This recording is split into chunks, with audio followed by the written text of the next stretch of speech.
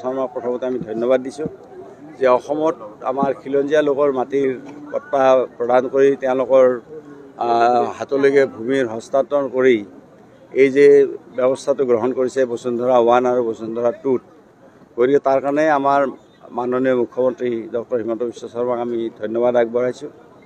আৰু আজি আমাৰ ইয়াতে প্ৰায় মানে 4773 গৰাকী ব্যক্তিয়ে মানে পৰিয়ালে মানে মাটিৰ পট্টা লাভ কৰিছে। এইটো মিছনধৰা 1 and 2ৰ ক্ষেত্ৰত আৰু মিছনধৰা 1ত আমাৰ মিছনধৰা 1.0ত আমাৰ 8 লাখ এপ্লিকেশ্যন হৈছিল আৰু মিছনধৰা 2ত আমাৰ প্ৰায় 13 লাখ এপ্লিকেশ্যন হৈছিল।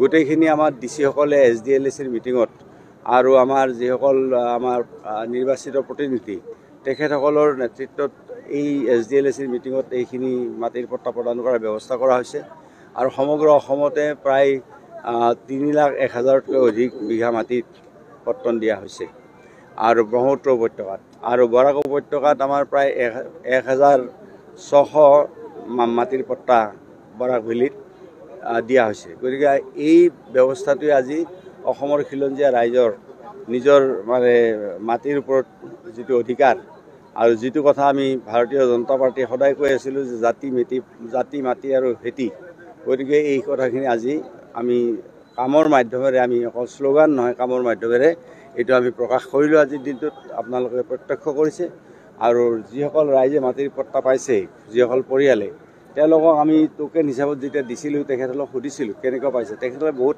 অত্যন্ত আনন্দ পোৱা বুলি কৈছে, ভাল পোৱা বুলি কৈছে। এইটোৱে কথা। বিভিন্ন সময়ত অসম চৰকাৰতো পইচা নাই। যেনে মই ট্ৰান্সপৰ্ট মিনিষ্টাৰ আছিলোঁ 2016 চনত মই ট্ৰান্সপৰ্ট মিনিষ্টাৰ আছিলোঁ।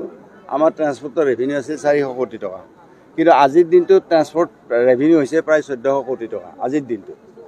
গতিকে ক'ত পইচাৰ অভাৱ আছে?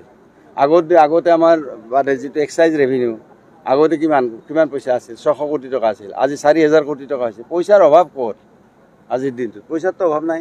অসম চৰকাৰ লোন লোৱা মানে এইটো নাভাবিব যে চৰকাৰৰ অৱস্থা বেয়া। আমাৰ GSDP অসমৰ যেতিয়া বাঢ়ে তেতিয়া আমি লোন ল'ব পাৰোঁ আৰু লোনটো আমি নিয়ম ভিত্তিতহে লওঁ। লোন অকল অসম চৰকাৰে যে লৈছে সেইটো কথা নহয়। লোন আজি যিসকলে প্ৰতিবাদ কৰিছে তেওঁলোকৰ চৰকাৰ যিখন ৰাজ্যত আছে তাত লোন লৈছে নাই তেওঁলোকে সেইটো ক'ব লাগে যে আমাৰ দলৰ দ্বাৰা শাসিত ৰাজ্যসমূহতো লোন লৈছে, সেইটো ক'ব লাগে তেওঁলোকে একেলগে, নহয় জানো? গতিকে এইটো কথা নহয় যে আমি লোনটো লৈছোঁ, লোনটোতো আৰু লওঁ বুলি ক'লে ল'ব নোৱাৰিব নহয়। গতিকে তাত এটা ৰেচিঅ' থাকে, GSDP আৰু ৰেচিঅ' এটা থাকিব। গতিকে সেই GSDPৰ ওপৰত নিৰ্ভৰ কৰি সেই লোন লৈ আমাৰ ইনকাম বাঢ়িছে, আমি লোন পাইছোঁ। আজি বস্তুটো আমাৰ সাধাৰণ ভাষাত যদি আমি বুজাওঁ যে আপোনাৰ যেতিয়া ইনকাম থাকে আপুনি কাৰোবাৰ পৰা লোন বিচাৰিলে পাব, আপুনি ইনকাম নাথাকিলেও নাপাব। চৰকাৰৰ ইনকাম বাঢ়িছে, চৰকাৰৰ ৰিচোৰ্চ আজি বাঢ়িছে, পইচা আছে, পইচাৰ অভাৱ নাই। অসম চৰকাৰৰ পইচাৰ অভাৱ নাই। নহ'লে আপোনাৰ এনেকৈ দেখিছে নেকি যে আজি আমি ধৰক মহিলাসকলকে আজি আমি অৰুণোদয় দিছোঁ, আমি মাইক্ৰ' ফাইনেন্সৰ আজি পৰিশোধ কৰিছোঁ, আত্মনিৰ্ভৰ অসমৰ কাৰণে আজি যুৱকসকলক আমি 2 লাখ টকাকৈ দিম। যিবিলাক আজি ইঞ্জিনিয়াৰিং গ্ৰেজুৱেট এইবিলাক আছে তেওঁলোকক আমি মানে 5 লাখ টকালৈকে দিম। তাৰ উপৰিও মহিলা উদ্যমিতা আঁচনিৰ জৰিয়তে লাখপতি বাইদেউ নহয়, লাখপতি বাইদেউ কৰিম আমি এতিয়া বৰ্তমান 10,000 টকাকৈ প্ৰতিটো গোটত আমি তেওঁলোকক আমি 10,000 টকাকৈ দিম। তো তাত কিমান পইচা লাগিব আপোনালোকে ভাবকচোন। এতিয়া অৰুণোদয় যে আমি দিওঁ তাত কিমান টকা যায় বুলি ভাবে? দেখালে 1200 টকা এইটো কথা। গতিকে পইচাৰ অভাৱ নাই, পইচাৰ অভাৱ নাই। ৰাইজে এইটো চিন্তা কৰিব লগা নাই। লোকসভা নিৰ্বাচন কি হ'ব?